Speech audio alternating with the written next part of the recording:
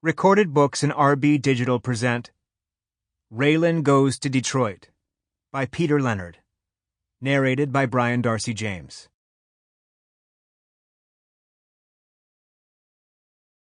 Chapter 1. Diaz sat in the long line of cars waiting to cross the border from Mexicali into Calexico, watching the beggars and the window washers, looking at the high wall that separated Mexico and the United States. When it was his turn, he handed his passport to the Hispanic border agent. When the man asked why he had been in Mexico, Diaz said he was a parts manager working for Volkswagen and had visited the plant in Puebla and then the Hermosillo assembly and stamping plant. Now he was returning home to Virginia to see his family. He drove a Passat with a registration that listed the car as owned by Volkswagen of America on Ferdinand Porsche Drive in Herndon, Virginia, near the nation's capital. "Mr. Perez," the border agent said, "welcome home." Diaz drove across the flat green fields of Imperial County that smelled of manure and also something else, but he could not decide what it was.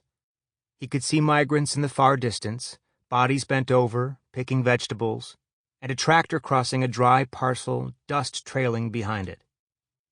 And then he entered El Centro, an ugly little town of auto dealerships, strip malls, and fast food restaurants. With the GPS, he found Elm Avenue and the address, a small one-story house surrounded by a chain-link fence, as many of the houses were in this quiet neighborhood inhabited by members of the cartels, by members of the Border Patrol living with their families, and by members of the US Marshal Service. He parked in the driveway, got out, and walked to the front door. Pelon, a fat, oily man he had met on a previous occasion, invited him in and closed the door. "Care for something? Agua, cerveza, tequila?" Diaz shook his head. The fat man walked across the room and disappeared down a hallway.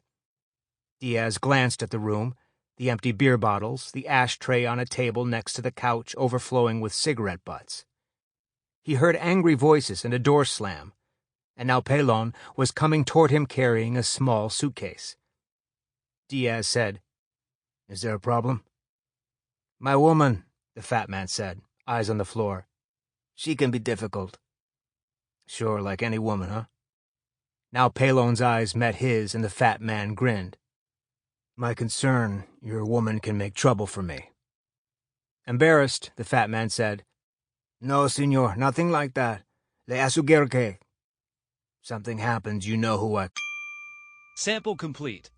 Ready to continue?